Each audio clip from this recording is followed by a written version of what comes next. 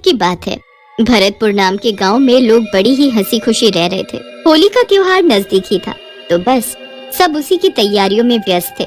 उसी गांव में एक परिवार रहता था जिसमें किशन, उसकी पत्नी लता और उनकी बेटी आरती भी रहते थे। किशन की एक छोटी सी किराने की दुकान थी, पर क्योंकि होली आने वाली थी तो उसने अपनी दुकान के आगे गुलाल, रंग, पिचकारी और सारा होली का सामान रखा हुआ था। किशन की उन दिनों काफी अच्छी दुकानदारी हो रही थी। उन दिनों वो थोड़ा लेट ही घर आता था, पर एक दिन तो उसे आते आते रात के करीब 12 बज गए थे। आज तो बहुत ही लेट हो गया। अब बच्चे तो मुझसे बहुत ही गुस्सा हो जाएंगे। उन्होंने बोला था कि आज जल्दी आ जाना। अब मैं क्या करूं?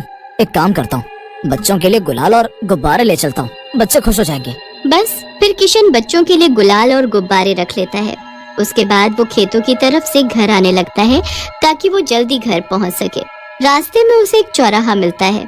उस चौराहे पर एक मटका, गुलाल, एक काली गुड़िया और बड़ी अजीब अजीब सी चीजें रखी होती हैं। किशन उस पर ध्यान नहीं देता और उसके ऊपर से निकल जाता है। किशन का पैर सीधा उस गुड़िया के ऊपर पड़ता है। किशन तो आगे निकल जाता है, पर उस गुड़िया से एक अजीब सा धुआं निकलता है। धुआं उठने के बाद उसमें से एक चुड़ैल निकल कर आती है। मैं आजाद हो गई, मैं आजाद हो गई। चुड़ैल उस गुड़िया से आजाद होकर बड़ी खुश हो रही होती है। फिर उसे अपने सामने किशन जाता हुआ दिखता है, जिसके हाथ में गुलाल की थैली होती है। गुलाल, रंग, अरे वाह, मजा आ गया। इस बार मैं भी होली खेलूंगी। चुड़ैल रंग गुलाल देखकर बड़ी ही खुश हो जाती है। वो चुपके से किशन की थैली से सारा गुलाल निकाल लेती है। फिर वो उसको खोलकर हवा में पागलों की तरह उड़ाने लगती है। उसके बाद वो बचा हुआ गुलाल अपने मुंह पर मल लेती है। होली, होली, मैं मनाऊंगी अब होली। उस रात चुड़ैल अपने मुंह पर रंग गुलाल लगाकर किशन के पीछे पीछे लग जाती है। जब किशन घर पहुंचता है तो वो भी उसके घर तक आ जाती है। अब घर पहुंचकर किशन थैली में से बच्चों को गुलाल निकाल कर देने लगता है, तो उसे थैली में कुछ मिलता ही नहीं है। अरे मैंने तो खुद अपने हाथों से इस थैली में गुलाल रखा था, कहाँ चला गया? अरे क्या पता कहीं रास्ते में गिर गया हो। किशन और उसका परिवार सो जाता है और रात को चुड़ैल उसके ही घर में घुसी होती है। वहाँ उसको रसोई में बहुत सारी गुजिया रखी हुई मिलती है। अरे वाह, गुजिया, वो भी इतनी सारी, मेरे तो मजे ही आ गए। अब तो मैं ये सारी गुजिया खाऊंगी। चुड़ैल फिर एक गुजिया उठाकर खाने लगती है। उसे वो गुजिया इतनी स्वादिष्ट लगती है कि वो गपागप सारी की सारी गुजिया खा जाती है।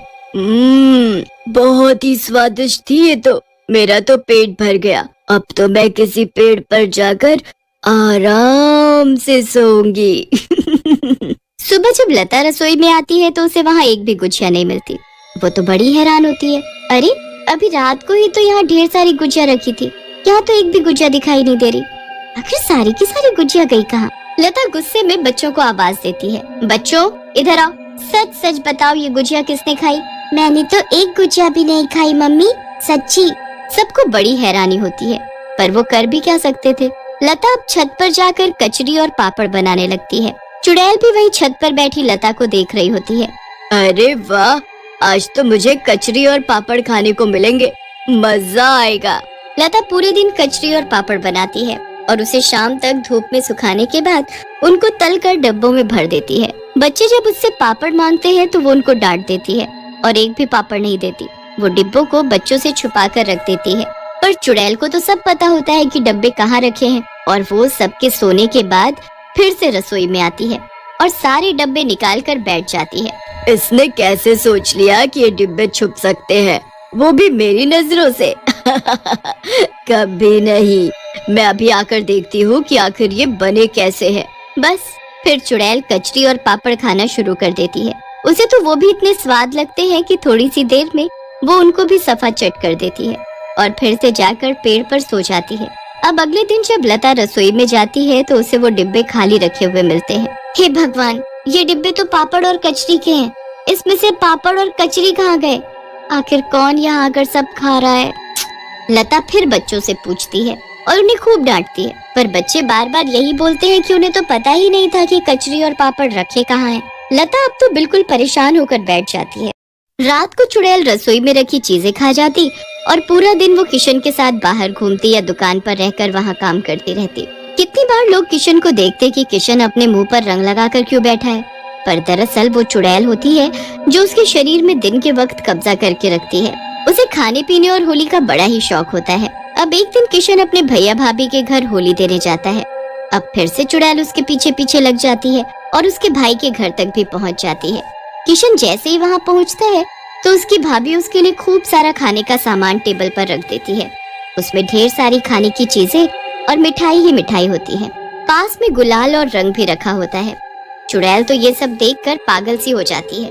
वो तुरंत किशन के शरीर में प्रवेश करती है और अपने मुंह पर रंग मलने लगती है। अरे तू ये क्या कर रहा है? मुझे होली खेलनी है। सारा रंग अपने मुंह पर लगाने के बाद किशन के अंदर की चुड़ैल खाना शुरू कर देती है। वो एक के बाद एक मिठाई खाना शुरू कर देती है। किशन के भैया भाभी उसे देख एकदम भौचक के रह जाते हैं। अरे भैया, आप आराम से खाओ ना, जल्दी क्या है? अजी मुझे कुछ गड़बड़ लग रही है। भैया कितनी अजीब आवाज में बोल रहे हैं। पहले जब आए थे तो ठीक थे। किशन सारा कुछ खाकर खत्म कर देता है और बिना कुछ बोले वहाँ से चल देता है। उसके भैया भाभी भी डर के मारे कुछ नहीं बोलते। ये बात हमें लता को बतानी होगी। किशन का बड़ा भाई उसके पीछे पीछे जाता है। पूरे रास्ते वो उसके ऊपर नजर रखता है। किशन रास्ते में रुककर कुछ लोगों को देखने लगता है जो होली खेल रहे होते हैं और फिर उनके साथ पागलों की तरह होली खेलने लगता है। किशन के भाई को कुछ समझ नहीं आता। वो जल्दी से उसके घर पहुंचता है और लता को सारी बात बताता है। भैया, वो यहाँ भी अजीब सा बर्ताव कर रहे हैं। बच्चों को खेलने नहीं देते और उनके गुब्बारे खुद मारने लगते हैं। सारा गुलाल और रंग खुद पर मलने लगते हैं। किशन पर किसी भूत चुड़ैल का वास है। हमें ऐसे कहीं दिखाना होगा जल्दी, वरना एक बार होली का दहन हो गया तो इससे पीछा छुड़ाना मुश्किल हो जाएगा। बस जैसे ही किशन घर आता है वो उससे पहले एक तांत्रिक को घर बुला कर रखते हैं जो घर में सारी तैयारी करके रखता है। ये सब क्या है? ये किसने किया? कौन है तू? तू बता, तू कौन है और यहाँ इस घर में कैसे पहुँची? आखिर तूने इसके शरीर पर कब्जा क्यों किया? ये सुनकर चुड़ैल किशन के शरीर से बाहर आ जाती है। अब तुझे पता चल ही गया है तो तुझसे क्या छुपना। मुझे तो इस किशन ने आजाद किया, तो अब तो मैं इसी के साथ रहूंगी। इसने तुझे आजाद किया?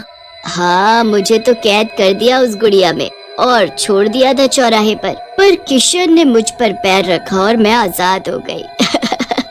मैंने कितनी बार बोला था इनको कि चौराहों से देख कर निकला करो, पर ये तो मेरी सुन। कोई नहीं, अब मैं इसका इलाज करूंगा। बता तू क्या चाहती है? मुझे तो होली खेलनी है, बस होली खेलकर मैं चली जाऊंगी। होली खेलनी है? तुझे होली से इतना प्यार क्यों है? मुझे होली बड़ी पसंद थी, पर मैं बहुत गरीब थी। कभी न होली पर पकवान देखे और न रंग गुलाल।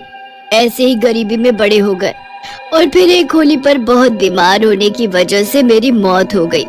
मैं फिर एक लड़की के शरीर में रहने लगी और उन्होंने भी एक गुड़िया में बंद करके चौराहे पर छोड़ दिया। फिर जब किशन ने उस गुड़िया पर पैर रखा तो मैं आजाद हो गई। पर तू ये ठीक नहीं कर रही। तू अब चली जा इसे छोड़कर। ये तेरा घर नहीं है और ये तेरा शरीर नहीं है। नहीं नहीं, मैं कहीं नहीं जाऊंगी, यहीं रहूंगी, होली मनाऊंगी। तेरी होली खेलने की इच्छा को मैं पूरी करवाऊंगा, पर तू वादा कर कि उसके बाद तू यहाँ से चली जाएगी हमेशा के लिए। ठीक है, पर मुझे इस बार नहीं बल्कि हर बार होली खेलनी है।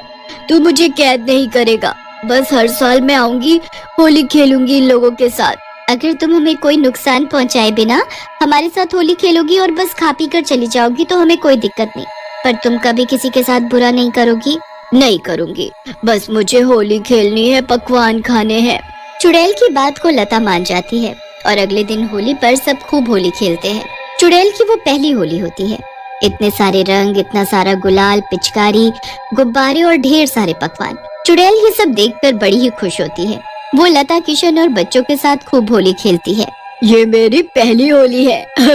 आज मैं बहुत खुश हूँ। बस तुम चुपके से मेरी गुजिया और कचरी मत खा जाना। हाँ। नहीं नहीं, मैं सबके साथ ही खाऊंगी। सब लोग हंसने लगते हैं। चुड़ैल की होली खेलने की इच्छा पूरी हो ही जाती है। फिर वो हर साल आती है और किशन, लता और बच्चों के साथ होली खेलकर चली जाती है।